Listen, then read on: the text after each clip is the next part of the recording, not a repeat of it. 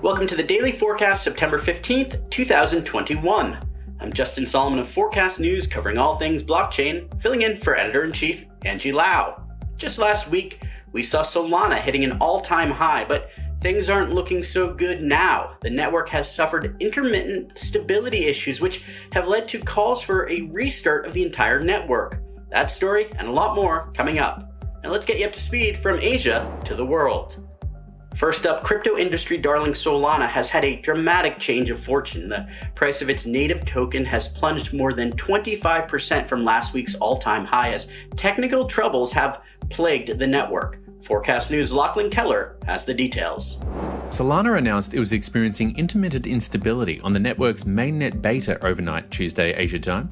The company later confirmed the problem was due to a massive increase in the transaction load that peaked at over 400,000 transactions per second. That's well over the 65,000 transactions per second the network is capable of. The overload caused the network to start forking, resulting in some nodes going offline. Shortly after that happened, the validator community opted to restart the network, providing instructions on how to do so via Twitter and Discord.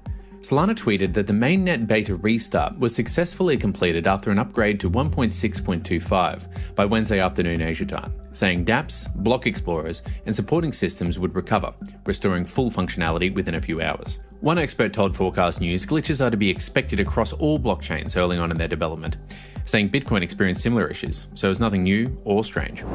What we should be looking at is kind of how does problem solving take place? To what extent do we see a dependency on centralization? Because that would be a kind of bad prospect for a long-term protocol that is really built around kind of open network ethics and decentralization. Caseland said he's confident Solana will fix the problems, and the takeaway should be that instead of getting worried, it makes more sense to monitor how blockchain protocols handle such technical issues while maintaining trust in their communities. For Forecast News, I'm Lachlan Keller. Meanwhile, one of Asia's most impoverished nations has ended a 3-year ban on crypto trading and mining. The government of Laos has selected 6 firms to take part in a pilot program that will also work in developing crypto laws for the country. Forecast News' Monica Ghosh has the details. Just last month, the country's central bank reiterated the government's 2018 ban, reminding people that trading crypto was prohibited by law.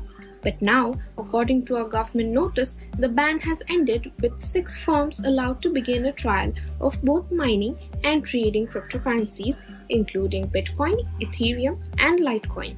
Alongside that, a host of government ministries have been working with the central bank and other organizations on researching rules and regulations for the use of cryptocurrency, with their findings to be presented at the Prime Minister and Deputy Prime Minister's meeting this week. The government says it is trying to become the battery of Southeast Asia by building dams on the Mekong River to boost its hydropower generation to 24,000 megawatts, with the aim of exporting 80% of that power by 2030.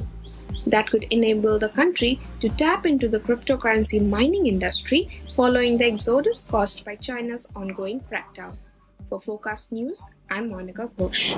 And finally today, the past couple of days have seen criticism over NFTs appearing in Chinese state-owned media, but things look to be back on track with the release of an official 2022 Asian Games NFT collection. Forecast News' Timmy Shen reports from Taipei, Taiwan.